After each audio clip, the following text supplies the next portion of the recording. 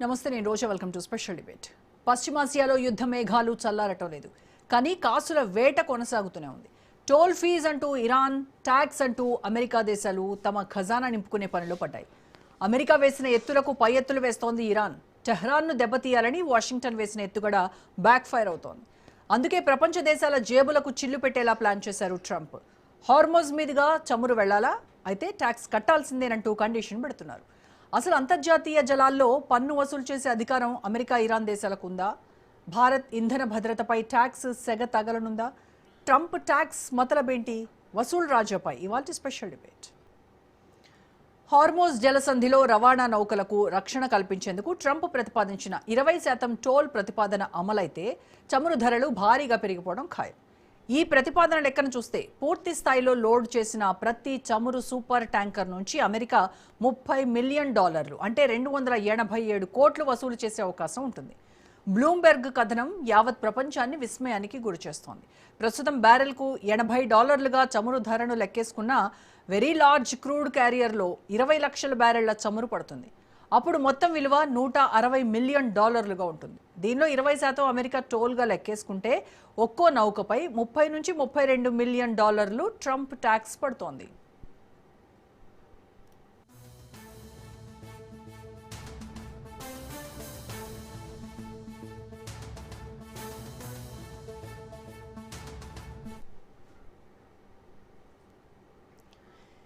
ఇప్పటి వరకు Iran Hormuz జలసంధిలో ఒక్కో నౌకపై $2 మిలియన్ అంటే 19 కోట్లు వసూలు చేస్తోంది. ట్రంప్ ప్రతిపాదనపై ఇరాన్ విదేశాంగ మంత్రి అబ్బాస్ అరాగ్చి స్పందించారు. తాము ఖచ్చితంగా వాణిజ్య నౌకలకు రక్షణ కల్పించి సురక్షితంగా జలసంధిని దాటించగలం, ఆ సేవలకు సొమ్ము తీసుకుంటాం. అమెరికా ప్రతిపాదించిన 20% చాలా ఎక్కువ అంటూ ఎద్దేవా చేశారు అబ్బాస్.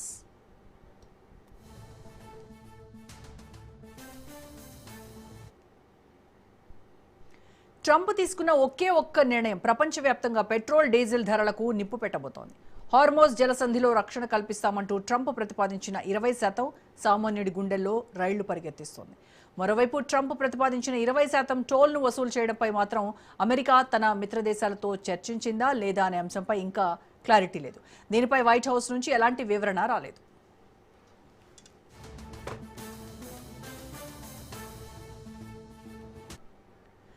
అమెరికా ప్రెసిడెంట్ నిర్ణయం ఇండియాపై ఎలాంటి ఇంపాక్ట్ చూపించబోతోందన్న ప్రశ్న ఉత్కంఠ రేపుతోంది. భారతదేశం చమురు అవసరాల కోసం గల్ఫ్ దేశాలపైనే ఎక్కువగా ఆధారపడుతోంది. హార్మోజ్ రూట్ నుంచే మనకు చమురు వస్తోంది. అయితే ఒక్కో నౌకపై 287 కోట్ల అదనపు భారం పడితే ఆ భారాన్ని కంపెనీలు భరించవు, నేరుగా వినియోగదారుడిపైనే వేస్తాయి. అదే జరిగితే ఇండియాలో పెట్రోల్, డీజిల్ ధరలు రికార్డు స్థాయికి చేరడం ఖాయం. రవాణా ఖర్చులు పెరిగితే కూరగాయల నుంచి నిత్యావసర వస్తువుల వరకు అన్నింటి ధరలు ఆకాశాన్ని అంటుతాయి. మధ్యతరగతి సామాన్య ప్రజల పరిస్థితి దారుణంగా మారే ప్రమాదం ఉంది.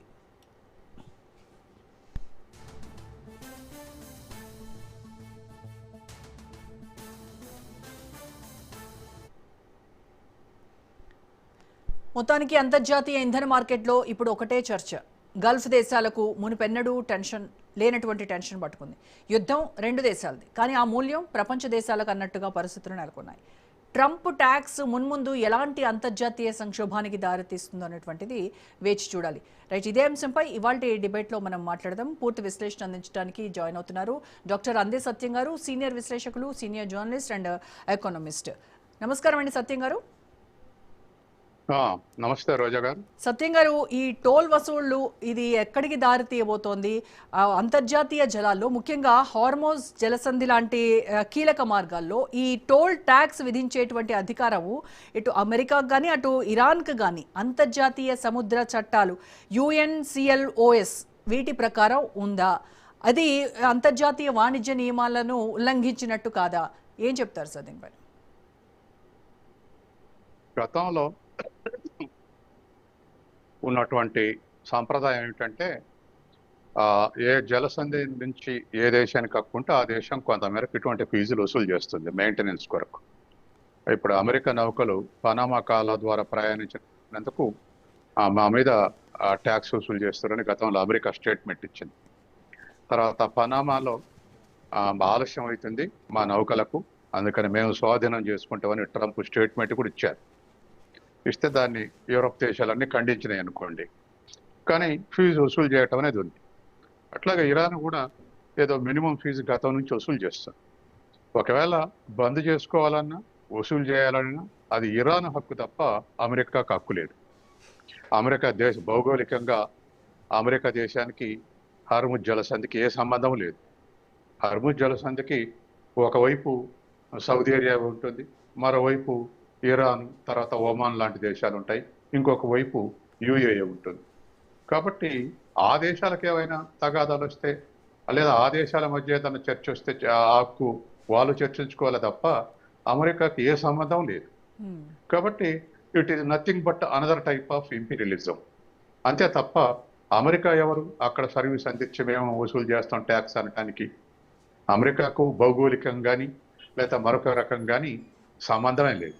కాబట్టి ఇది ట్రంప్ దుందుడుకుతనం అనేటువంటిది ఖాయంగా ప్రపంచం మొత్తానికి తెలుస్తుంది. తనకున్నటువంటి ఒకటే ఆలోచన ఏమిటంటే మొత్తం ఆయిల్ మార్కెట్ని తను గ్రిప్ చేసి భవిష్యత్తులో ప్రపంచం మొత్తాన్ని తన చేతిలో ఉంచుకోవాలన్నటువంటి ఒక దురాశ ట్రంప్లో ఉంది. ఎందుకంటే వాళ్ళ అత్యధికంగా పెట్రోల్ ఉన్నటువంటి దేశాల్లో మొదటి 3-4 దేశాల్లో వెనిజులా ఉంది. మధురని ఎత్తుకెళ్ళి వెనిజా ఆయిల్ బావులన్నీ ఇవాళ అమెరికన్ కంపెనీల ఆధ్వర్యంలో నడుస్తుంది. అట్లాగే ఇరాన్ని నాశనం చేస్తే గల్ఫ్లో తనకి ఇంకా ప్రత్యర్థి ఉండడు. కాబట్టి ఇరాన్ మీద దాడి చేస్తుంది. ఇరాన్ మీద దాడి చేసేటప్పుడు ఏం చెప్పిండు ట్రంప్ అంటే, ఒకటి ఇరాన్ చేసేటువంటి 2 దుందుడుకు, ఒకటి అణు కార్యక్రమాలు అణుబాంబు మేకింగ్లో ఉంది, వారిని ధ్వంసం చేస్తాం. 2 కొమేని పాలన అంతం చేస్తాం. ఇది 2 కారణాలు చెప్పింది. 2 అంతం చేసిండు. కొమేని చనిపోయిండు. తర్వాత 3 అణు కేంద్రాలు ఎక్కడ అణుబాంబు మేకింగ్ అనేది లేదు, దొరకలేదు. ఒకవేళ అది ఉన్న వాటి మీద కూడా దాడి చేశాడు. కాబట్టి ఈ 2 అయిపోయిన తర్వాత ఇంకా అమెరికా ఎందుకు దాడి చేస్తుంది ఇరాన్ మీద అంటే, దాని అనుకున్నటువంటి హైడింగ్ సీక్రెట్ ఏమిటంటే, ఇరాన్ని స్వాధీనం చేసుకుంటే, ఇరాన్ ఆయిల్ని స్వాధీనం చేసుకుంటే ఇక గల్ఫ్లో ప్రత్యర్థి అంటూ ఉండడు. కాబట్టి అది ఆబ్జెక్టివ్, ట్రంప్ యొక్క ఆబ్జెక్టివ్. కాబట్టి ఆ విధమైనటువంటి దాడులు ఇప్పుడు చర్చల సందర్భంగా ఎంయూ కుదిరిన తర్వాత కూడా మళ్ళీ ఏదో ఒక వంక పెట్టి ఇరాన్ మీద వాళ్ళ భస్మీపట్లం చేస్తున్నాడు గత 4 రోజులుగా. ఎందుకు అంత పెద్ద ఎత్తున ఎందుకు దాడులు చేస్తుండు అంటే, ముందు హర్ముజ్ జలసంధిని స్వాధీనం చేసుకోవాలి, తర్వాత ఇరాన్ని కట్టడి చేయాలి, ఇరాన్ ఎక్స్పోర్ట్ ఇంపోర్ట్ కూడా లేకుండా చేయాలి, చివరికి ఇరాన్ని సరెండర్ చేసుకోవాలి. ఇది వాళ్ళకున్నటువంటి ఆబ్జెక్టివ్. దాంతో వాళ్ళ హర్ముజ్ జలసంధి మీద మేమే స్వాధీనం చేసుకొని మేమే నడిపి మేమే 20% ట్యాక్స్ చేస్తాం అంటున్నారు. ఇది ప్రపంచం మొత్తాన్ని షేక్ చేస్తుంది. ముఖ్యంగా భారతదేశం, చైనా, ఈస్ట్ ఏషియా దేశాలన్నీ కూడా ఇదే కనుక చేస్తే అన్ని దేశాలు కూడా దరిదాపు ఆర్థిక వ్యవస్థ మరింత వాళ్ళ ప్రొజెక్షన్స్ తగ్గించుకునే అవకాశం ఉంది. వాళ్ళు ఇంకా ఒత్తిడికి లోనేటువంటి అవకాశం ఉంది. ఇది జరగబోయేటువంటి పరిణామం. ఓకే, అంటే ఇప్పుడు ట్రంప్ తీసుకున్న ఈ నిర్ణయాన్ని ఒక ఆర్థిక నిర్ణయంగా చూడాలంటారా, లేదు అంటే ఇరాన్ను ఆర్థికంగా దెబ్బతీయడానికి ట్రంప్ వేసినటువంటి ఒక పొలిటికల్ మాస్టర్ ప్లాన్గా చూడాలంటారా సార్? ఇది పొలిటికల్ మాస్టర్ ప్లాన్. ఇరాన్ స్వాధీనం చేసుకోవటం, పర్టికులర్గా జపాన్, చైనా, భారతదేశాన్ని కంట్రోల్ చేయటం. ఇవాళ ఎకానమీలో, ఏషియన్ ఎకానమీస్లో చైనా తర్వాత జపాన్ $5 ట్రిలియన్ ఎకానమీ. భారతదేశం అప్పుడప్పుడు ఇండిపెండెంట్గా వ్యవహరిస్తుంది. చైనా ఆర్థిక రాజకీయ శత్రువు. కాబట్టి ఈ 3 దేశాలు తూర్పున ఉన్నటువంటి అనేక దేశాలని కంట్రోల్ చేయడానికి ఈ పని చేస్తున్నాడు. 20% ట్యాక్స్ అంటే ఎంత ఎక్కువ అవుతుందో చూడండి. ఇప్పుడు మన 2025లో మన ఆయిల్ ఇంపోర్ట్ బిల్లు $174 బిలియన్. మన ఇండియా ఇంపోర్ట్ బిల్లు 26 ఇంకా సగానే ఉంది కాబట్టి అప్పుడే లెక్క రాలేదు. 25 ఒక సంవత్సర కాలంలో $174 బిలియన్ మన ఇంపోర్ట్ బిల్లు. $174 బిలియన్ మీద నువ్వు 20% ట్యాక్స్ వస్తే అంతా హార్ముజ్ జలసంధి ద్వారా ఎక్కువ పెట్రోల్ దిగుమతి అవుతుంది. 20% ట్యాక్స్ వేస్తే దరిదాపు ఇవాళ ఒక $30 బిలియన్ ట్యాక్స్ పడేటువంటి అవకాశం ఉంది. ఇప్పటికీ మొన్న ఒక లెక్క తీశారు. అంటే యుద్ధం వల్ల భారతదేశం మీద ఆయిల్ ఇంపోర్ట్ బిల్లు అదనంగా ఎంత పడిందంటే $18 బిలియన్ పడింది. మొన్న ఒక నెల రోజులు యుద్ధం జరిగినప్పుడు, నౌకలు ఆగిపోయినప్పుడు, మన దేశంలో ధరలు పెరిగినందుకు, తర్వాత ఇంపోర్ట్ కాస్ట్లు అయ్యి పెరిగినటువంటి స్థితి అది. $18 బిలియన్ అదనం భారం పడింది ఇంపోర్ట్ బిల్లు. ఇప్పుడు 20% ట్యాక్స్ కనుక పెంచితే బిల్లు దరిదాపు 175 ఇంటూ 5 5. కాబట్టి ఈ ఈ పరిస్థితి దరిదాపు $35 బిలియన్ అదనం భారం పడుతుంది. ఉమ్, అంటే ఇప్పుడు మొన్న పెరిగినటువంటి ధరల కన్నా మళ్ళీ ఇంక 20% పెరిగే అవకాశం ఉంది. అంటే తాత్కాలికంగా ₹115 పెట్రోల్ లీటర్ అన్నారు కదా, అది 130 140కి చేరే అవకాశం ఉంది. ప్రభుత్వాలకి ఏ కొద్ది కూడా వాళ్ళు పెద్ద ఫీల్ కావట్లేదు ఈ రేట్లు పెంచడానికి. తగ్గించడానికి అనుకూలించడం లేదు, పెంచడానికి ఏమాత్రం ఈ మొహమాట పట్టలేదు. తడవ కింద వేస్తూనే ఉన్నారు. కాబట్టి ఇది ప్రజల మీద భారం. తర్వాత దేశంలో ఉన్నటువంటి అత్యవసరాలు నిత్యావసరాలు అన్ని ధరలు శరవేగంగా పెరిగే అవకాశం ఉంది. ఇప్పుడే ప్రజలు దాదాపు 5% ద్రవ్యోల్బణంతో సతమతం అవుతున్నారు. అవును. మరింత ఊపందుకునే అవకాశం ఉంది. ఉమ్. కాబట్టి ఇటువంటి భారం పడే ఇండియాల మీద ఇటువంటి భారం పడేటువంటి అవకాశం ఉంది.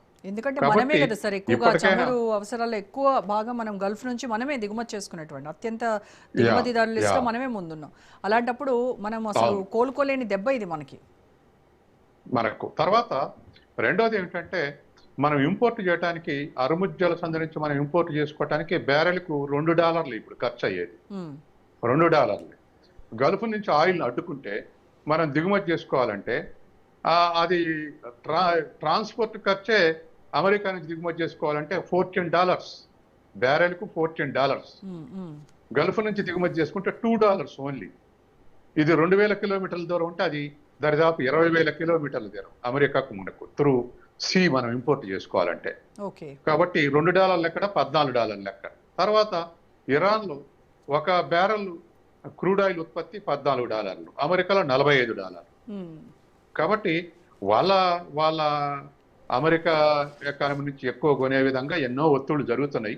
ఉమ్, చుట్టూ స్కేర్సిటీస్ క్రియేట్ చేస్తే మనం ప్రస్తుతం రష్యా నుంచి కొంటున్నాం, రష్యా నుంచి కొంటలేదు, మా నుంచి కొనాలంటే అది కూడా తప్పదు. ఇది దుస్థితి. ఉమ్, కాబట్టి ఈ దుస్థితి నుంచి బయటపడాలంటే ప్రైమరీ లెవెల్ని అలా ట్యాక్స్ వేయటం కరెక్ట్ కాదు అనేటువంటి స్టేట్మెంట్ ఇరాన్ అయినా వేయటం లేదా అమెరికా వేయటం కరెక్ట్ కాదు. ఏదైనా సర్వీస్ ట్యాక్స్ ఉంటే అది గతంలో ఇరాన్ ఎంత వేసిందో అంతే ఉంది. తర్వాత వసూలు చేసుకునే హక్కు ఒక ఇరాన్కి ఒక్కదానికే లేదంటే ఒక ఒడ్డున ఇరాన్ ఉమన్ ఉంటుంది, ఇంకొక ఒడ్డున సౌదీ అరేబియా, యూఏ ఇటువంటి దేశాలు ఉంటాయి. ఉమ్, కాబట్టి అటువంటిది ఏదన్నా వస్తే వాళ్ళ మధ్య చర్చలు జరగాలి తప్ప అమెరికాకి ఏ హక్కు లేదు అరుముజ్ జలసంధి మీద. ఓకే. కాకపోతే ఒకటే హక్కు ఏమిటంటే ప్రపంచం మొత్తానికి పోలీసుగా వ్యవహరించి మొత్తాన్ని ట్రిప్పులో పెట్టుకోవాలి, తన సుప్రీమసీని నిలబెట్టుకోవాలి, దాని డాలర్ సుప్రీమసీని నిలబెట్టుకోవాలి. ఆయిల్ డిమాండ్ అమెరికా నుంచి దిగుమతి చేసుకోవాలంటే డాలర్ల డిమాండ్ పెరుగుద్ది, ఉమ్, లేదా అమెరికన్ స్పాన్సర్డ్ కంపెనీస్ అంటే డాలర్ల డిమాండ్ పెరుగుద్ది. ఇప్పుడు వెనిజులా లెక్క మిగతా గల్ఫ్ దేశాల్లో కూడా many multinational companies are working in Gulf countries, American companies. కాబట్టి అసలు అమెరికా ప్రభుత్వం అంటేనే మల్టీనేషనల్ కంపెనీస్ కు సర్వీస్ చేసే గవర్నమెంట్, వాళ్ళ కంపెనీలకు సర్వీస్ చేయటమే, కంపెనీలు కాపాడుకోవటమే. కాబట్టి ఆ ఆస్పెక్ట్ లో మరొక పెత్తనం చలాయించాలన్నటువంటి దుర్బుద్ధి తప్ప మరొకటి లేదు. ఇప్పుడు ఈ అడిషనల్ ట్యాక్సెస్ వల్ల మొత్తం దేశీయంగా మనకి ఫ్యూయల్ ప్రైజెస్ విపరీతంగా పెరిగే ఛాన్స్ ఉంది కదా సార్. ఎందుకంటే పెరిగినటువంటి ధరలను కంపెనీలు ఏవి భరించవు.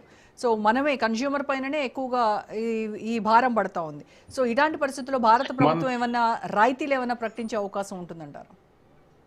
ఇప్పుడు మన రాయితీ మనం ఊహ వద్దు కానీ మనకు మన అనుభవం నుంచే, ఆ అనుభవం కూడా ఈ 6 నెలలు అంతే.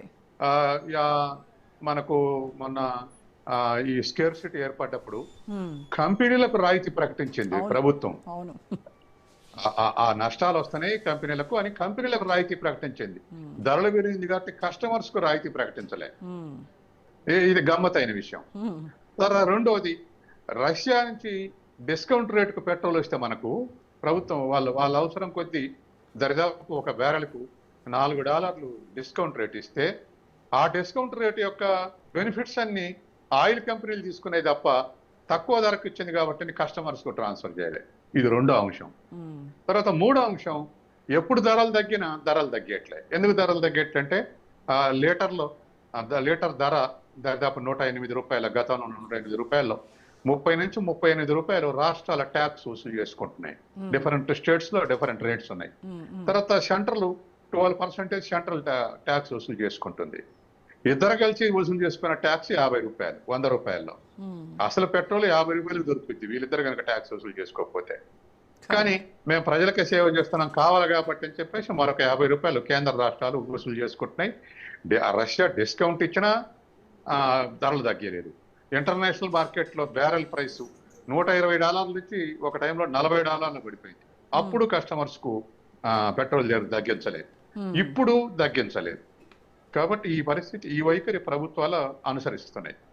అందుకని కస్టమర్స్ మళ్ళీ కూడా మొన్న పెంచేటప్పుడు, ఇంకొక ఎగ్జాంపుల్, పెంచేటప్పుడు కూడా ఎలక్షన్లు గానే పెంచుతారని చెప్పేసి అందరు కాసుకొని కూర్చోరు. బదనం అయితే ప్రభుత్వం ఎలక్షన్లు కాకుండా ఒక 15 రోజుల తర్వాత ₹2, ఆ తర్వాత ₹2, ఆ తర్వాత ₹3 అట్లా పెంచుకుంటూ 108 నుంచి 115 చేసుకొచ్చింది. ఈ విధమైనటువంటి ప్రభుత్వాలకున్న తెలివితేటలన్నీ ప్రజల మీద ప్రయోగిస్తున్నాయి. అవును. ఇప్పుడు ఫ్యూయల్ ప్రైసెస్ పెరిగితే అంతటితో ఆగదు కదా సార్, దానికి ఇంటర్లింక్డ్ గా టోటల్ మొత్తం నిత్యావసర ధరలు కూడా అన్ని పెరుగుతాయి. It is an input in every product and every transport. అవును, రెండిట్లలో ప్రతి వస్తువు తయారు చేయడంలో ఇన్పుట్ ఉంటుంది పెట్రోల్. తర్వాత ప్రతి వస్తువుని ట్రాన్స్పోర్ట్ చేయడంలో కూడా ఇన్పుట్ ఉంటుంది పెట్రోల్. కాబట్టి రెండిట్లో ఇన్పుట్ ఉన్న తర్వాత పెరగకుంటే ఎట్లుంటాయి? కాబట్టి ఇవాళ ఉన్నటువంటి పరిస్థితుల్లో అమెరికా ట్యాక్స్ వేస్తే ఆ ఇంపోర్ట్ ప్రైస్ పెరుగుద్ది, అది మొత్తం కస్టమర్ల దోషేస్తారు, ప్రజల మీద దోషేస్తారు. అసలు ఇది మొత్తం మన దేశ ద్రవ్యోల్బణాన్ని ఏ స్థాయికి తీసుకెళ్తుంది సార్? ఇది ఒకవైపు ఏమో ద్రవ్యోల్బణాన్ని ఇప్పుడున్నటువంటి 4.75% నుంచి 6కు పెరిగేటువంటి అవకాశం ఉంది ఇట్ట కనుక అమలు జరిగితే. ఇన్ఫ్లేషన్ తర్వాత గ్రోత్ రేట్, ఇప్పటికే గ్రోత్ రేట్ ప్రొజెక్షన్స్ 7.4% నుంచి ఇప్పుడు 6.5కి తగ్గించుకోరు. అన్ని ఎస్టిమేటెడ్ సంస్థలు అన్ని కూడా ఆ విధంగా తగ్గించినాయి. ఇంటర్నేషనల్ మానిటరీ ఫండ్ నుంచి ప్రైవేట్ ఏజెన్సీస్ వరకు కూడా ఈ ప్రొజెక్షన్స్ 7.4 నుంచి 6.5 తగ్గించినాయి. ఇది ఇంకా పెరిగితే ఆ ప్రొజెక్షన్స్ ఇంకా తగ్గించే అవకాశం ఉంది. అంటే ఒకవైపు గ్రోత్ రేట్ పడిపోతే ఇంకోవైపు ఇన్ఫ్లేషన్ రేట్ పెరుగుతుంది. అవును, అంటే దీన్ని ఏమైనా కంట్రోల్ చేయడానికి ఆర్బీఐ దగ్గర ఏమైనా ఆప్షన్స్ ఉంటాయంటారా? ఇంపోర్ట్ బిల్లు తప్పదండి. ఎందుకంటే ఇప్పుడు బంగారానికి మనం ఇయర్లీ మన import bill $71 billion. Petrol $174 billion అయితే 25లో బంగారం ఇంపోర్ట్ బిల్లు $71 బిలియన్. తగ్గించుకుంటే ఏదో కొద్ది తగ్గుతుంది. అది తగ్గటం వల్ల, ఇంపోర్ట్ తగ్గటం వల్ల ఇక్కడ కూలిపోయేది ఏం లేదు. బంగారం తగ్గిస్తే ఇక్కడికి పెద్దగా ఎవరికి వచ్చే నష్టం ఏం లేదు, ఆర్థిక వ్యవస్థ మీద పెద్ద ప్రభావం పడేది కూడా ఏం లేదు.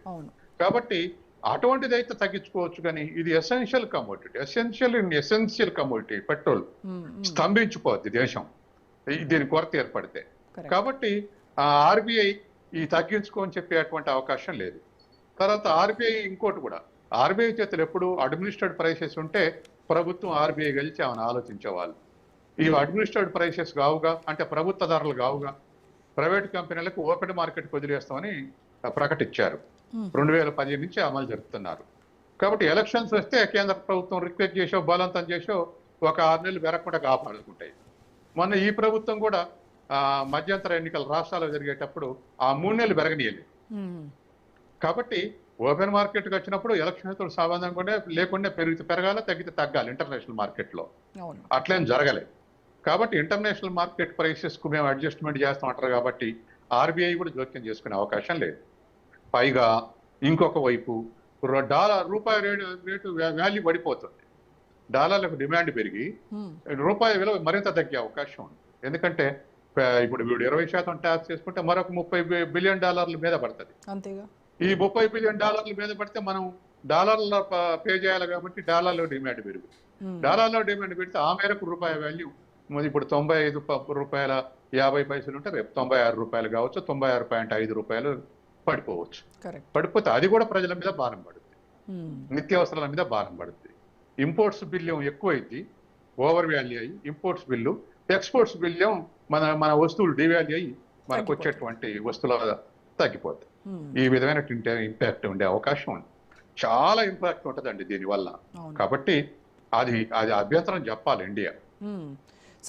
సరే, ఇంకా అఫీషియల్ స్టేట్మెంట్ ఇంకా వైట్ హౌస్ నుంచి కానీ, లేదా వాళ్ళ నాటో బ్లాక్ నుంచి కానీ, లేదా అమెరికన్ బ్లాక్ నుంచి కానీ, లేదా G7 కంట్రీస్ నుంచి కానీ ఇంకా స్టేట్మెంట్ ఏం రాలే.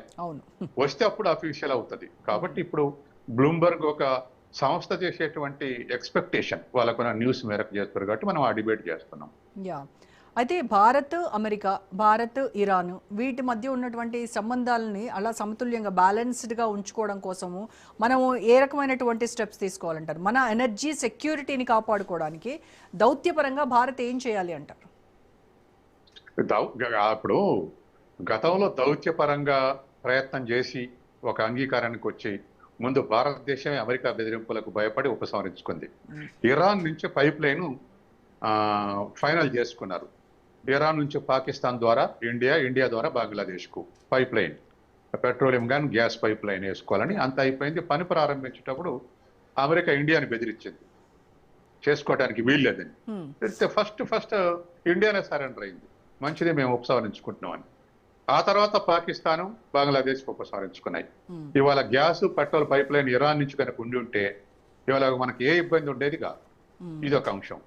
తర్వాత రెండవది ఏంటంటే అసలు ఇరాన్ నుంచి దిగుమతి చేసుకోవడానికి వీళ్ళేదని తర్వాత పెట్టింది నిబంధన. పైప్ లైన్ ముందు క్యాన్సిల్ చేయించింది. ఆ తర్వాత ఇరాన్ నుంచి ఆయిల్ దిగుమతి చేసుకోవడానికి వీళ్ళేదంటే మనకు మేజర్ ఎక్స్పోర్ట్ పెట్రోలియం ఎక్స్పోర్టింగ్ కంట్రీస్లో ఇరాన్ ఒకటి ఉంది అప్పట్లో. వెనిజులా, ఇరాన్, రష్యా ఇటువంటి దేశాలు ఉన్నాయి. గల్ఫ్లో ఇంకొకటి 2 దేశాలు ఉన్నాయి. ఇరాన్ నుంచి దిగుమతి చేసుకోలేదంటే ఇరాన్ నుంచి మినిమం గడిపోయింది ఇంపోర్ట్ చేసుకునేటువంటి. ఈ మధ్య రష్యా నుంచి కనుక పడిపోయినట్టు. అందుకని అమెరికా డిక్టేట్ చేస్తుంది ఏ దేశం ఏం చేయాలనేది. అది దానికి భారతదేశం కూడా లొంగుబాటు వైఖరి ప్రదర్శించింది గతంలో. పైప్ లైన్ క్యాన్సిల్ చేసుకుంది. ఇంపోర్ట్ కూడా ఇరాన్ నుంచి దిగుమతి చేసుకోవడానికి వీల్లేదన్నది. ఎందుకంటే గల్ఫ్ ఆయిల్ చీపెస్ట్ రేటు మిగతా దేశాలు అన్నిటితో పోలిస్తే. ఒక బ్యారల్ క్రూడ్ ఆయిల్ ప్రొడ్యూస్ చేయడానికి ఇరాన్లో $14 అయితే రష్యాలో $22, అమెరికాలో $45. మరి ఈ కంపేర్ చేస్తే అమెరికా వాడు $45 క్రూడ్ ఆయిల్ ప్రొడ్యూస్ చేసి ఇరాన్ రేటుకి ఇవ్వడు కదా. కాబట్టి ఆయా దేశాలని ప్రెజరైజ్ చేసి ఇటువంటి నష్టాలు పెడుతుంది. సార్, ఇప్పుడు గల్ఫ్ దేశాలు తమ భూభాగం నుంచే కదా అమెరికా చేస్తున్నటువంటి టోల్ వసూళ్లకి అంత అలాంటి ప్రయత్నం చేస్తోంది అని తెలిసినప్పుడు కూడా అంటే అఫీషియల్గా అనౌన్స్ కాలేదు కాబట్టి సైలెన్స్ మెయింటైన్ చేస్తున్నారంటారా? ఎందుకు అంటే వాళ్ళకు ఉన్నటువంటి అంతర్గత భయాలు ఏమైనా ఉన్నాయా అమెరికాతో పెట్టుకోవద్దు అనేటువంటివి ఏమైనా? ఖచ్చితంగా దాంట్లో డెమోక్రటిక్ కంట్రీస్ లేవు. ఉన్న ఏదైనా పేరుకే ఎన్నికలు, అంత షేక్ ప్రభులు రాయల్టీస్ తీసుకొని బతుకుతున్నారు. రిచెస్ట్ కంట్రీస్ ఉన్నాయి. దాంట్లో ఆయిల్ శుద్ధి చేసేది ఎక్కువ భాగం మల్టీనేషనల్ కంపెనీస్. కాబట్టి వాళ్ళ అసలు ప్రాణవాయువు ఏదంటే ఆయిల్ ప్రొడక్షనే. ఆ ఆయిల్ ప్రొడక్షన్ చేసే దాంట్లో కొంత పాలు ఆ దేశస్తుల్లో ఉన్న ఆ రిఫైనరీస్ పెట్టి శుద్ధి చేసేది మాత్రం మల్టీనేషనల్ కంపెనీసే. కాబట్టి వాళ్ళని కాదనే శక్తి లేదు. కాదనే శక్తి ఉంటే వెనిజులాని చేసినట్టు చేస్తుంది అమెరికా. అదవరకు వెనిజులాలో చావేజ్ కానీ ఆ తర్వాత వచ్చినటువంటి మదురో కానీ వెనిజులాలో చేయి పెట్టలేదు. పెట్టకపోతే అమెరికా ఏం చేసింది, వెనిజులా నుండి ఇంపోర్ట్ చేసుకునే దేశాలన్నింటినీ వార్నింగ్ ఇచ్చింది, వెనిజులా నుంచి దిగుమతి చేసుకోవడాలని లేదని. దరిదాపు రోజు 5 లక్షల బ్యారల్స్ ఎక్స్పోర్ట్ చేసేటువంటి వెనిజులా 1 లక్షకు పడిపోయింది. దాంతో ఆ ఎకానమీ క్రైసిస్లోకి పోయింది. ఆ క్రైసిస్లో ప్రత్యర్థులను రెచ్చగొట్టి గెలిపేయటాన్ని చూసింది. మధుర మీద గెలవలేదు. తర్వాత ఆక్రమిస్తే ప్రజలు సరెండర్ అవుతున్నారు. ప్రజలేం సరెండర్ కాలేదు వెనిజులా ప్రజలు. కాబట్టి ఒక మోడరేట్ గవర్నమెంట్ని ఉంచి మీరు పరిపాలించుకోండి, ఆయిల్ మేము ఉత్పత్తి చేస్తామని చేతుల్లోకి తీసుకుంది. ఇదే పరిస్థితి అన్ని గల్ఫ్ దేశాలకు వచ్చే అవకాశం ఉంది. తర్వాత ప్రపంచవ్యాప్తంగా 760 మిలిటరీ స్థావరాలు ఉంటే అందులో 19 వరకు ఈ 5-6 దేశాలు ఉన్నాయి మిలిటరీ స్థావరాలు. ఆ స్థావరాల నుంచే ఇప్పుడు ఇరాన్ మీద దాడి చేస్తుంది అమెరికా. అందుకే ఆ ఇరాన్కు మిగతా గల్ఫ్ దేశాల నుంచి పగ కానీ వైరుధ్యం కానీ లేనప్పటికీ అమెరికా స్థావరాల మీద దాడి చేస్తుంది. ఆ దేశాల్లో ఉన్నటువంటి స్థావరాల మీద అమెరికా యుద్ధం చేసేది కూడా ఆ స్థావరాల నుంచే యుద్ధం చేస్తుంది, అమెరికా నుంచి చేయట్లేదు. కాబట్టి ఇవాళ వాళ్ళకు మధ్య శ్మశానం ప్రేరేపిస్తుంది ఒకళ్ళ మీద ఒకళ్ళు దాడి చేసుకోవటం. ఇప్పుడు ట్రంప్ తీసుకున్న ఈ డెసిషన్ వల్ల ప్రపంచ దేశాలన్నీ కూడా ఒక ఆల్టర్నేటివ్ రూట్ వైపు లేదా రెన్యూబుల్ ఎనర్జీ వైపు ఏమైనా వేగంగా అడుగులు వేసేటువంటి అవకాశం ఉంటుందంటారు? ఉందండి. ఇప్పుడు ఆ వారు అమెరికాకు చైనాకు నడుస్తుంది. చైనా ఏం చేస్తుంది, మన ఇండియా లెక్కనే చైనా కూడా పెట్రోల్ కొరత ఉంది. ఆ తర్వాత రిజర్వ్స్ కూడా ముందు జాగ్రత్తగా మనకు ఒక 6-7 రెట్లు నిల్వలు ఉన్నాయి. మనకి ఇప్పుడు సపోజ్ కంప్లీట్ బంద్ అయితే మనకు 60 రోజులు 70 రోజులు నిల్వ చేసే శక్తి ఇండియాకు ఉంది. వాళ్ళకు 250 రోజులుగా సరిపో నిల్వ చేసుకునే శక్తి ఉంది వాళ్ళకు.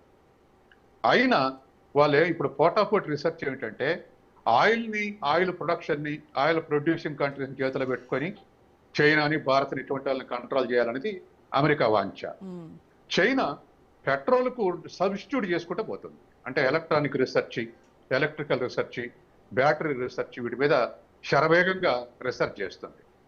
ఇప్పుడు దరిదాపు ప్యారిస్ అగ్రిమెంట్ 2017లో ప్యారిస్ అగ్రిమెంట్లు చేసుకున్నప్పుడు అందరూ కూడా ఆయిల్కు ఏది పొల్యూషన్ కంట్రోల్ చేయడానికి డీజిల్ పెట్రోల్కు సబ్స్టిట్యూట్ చేయాలి బ్యాటరీస్ కానీ ఎలక్ట్రికల్ వెహికల్స్ కానీ పిలిపించింది. పిలిపిస్తే ఇవాళ చైనాలో 42% చేరుకుంది ఎలక్ట్రికల్ వెహికల్స్ టోటల్ వెహికల్స్లో. ఇండియా 12% దగ్గర ఉంది. Europe, America around 23% electrical vehicles వాడతారు. చైనా 42% చేరుకుంది. ఎందుకంత అంటే ఈ అమెరికా నుంచి వచ్చేటువంటి డౌటే పెట్రోల్ డీజిల్ మీద కొరత సృష్టిస్తుంది చైనాకు రాకుండా. దానికి ప్రత్యామ్నాయంగా ఎలక్ట్రికల్ బ్యాటరీ రీసెర్చ్ చైనాలో జరిగినంత రీసెర్చ్ ఎక్కడ జరగట్లేదండి ప్రపంచంలో. అంటే ఇప్పుడు సపోజ్ ఇప్పుడు మన ఎలక్ట్రికల్ వెహికల్స్ ఛార్జ్ చేసుకుంటే 200 కిలోమీటర్లు 250 కిలోమీటర్లు పోద్దని మనం వింటున్నాం కదా. ఎలాన్ మస్క్ యొక్క కార్ల బ్యాటరీ ఛార్జ్ చేసుకుంటే 700 కిలోమీటర్లు పోద్దని ఒక అంచనా వస్తున్నాయి వార్తలు. చైనా అంతకు మించిన ఇంకా ఒకసారి ఛార్జ్ చేసుకుంటే 2-3 రోజులు నడవాలి. ఫ్యాక్టరీలు కూడా మధ్యతరగతి ఫ్యాక్టరీలు అన్ని బ్యాటరీల మీద నడవాలి. ఆ స్థాయిలో రీసెర్చ్ నడుస్తుంది. కాబట్టి ఇప్పుడు మీరు ఇంతకుముందు అడిగిన ప్రశ్నకు ఏమిటంటే ఖచ్చితంగా రెన్యూవబుల్ ఎనర్జీస్ ప్రత్యామ్నాయంగా శరవేగంగా ప్రయత్నం చేసుకుంటున్నారు. ఏ దేశానికి ఆ దేశమే. చైనా కొద్దిగా అగ్రశ్రేణిలో ఉంది. Right sir, thank you so much Satyam garu. Right, ఇది ఇవాల్టి special debate. Stay tuned to Raj news.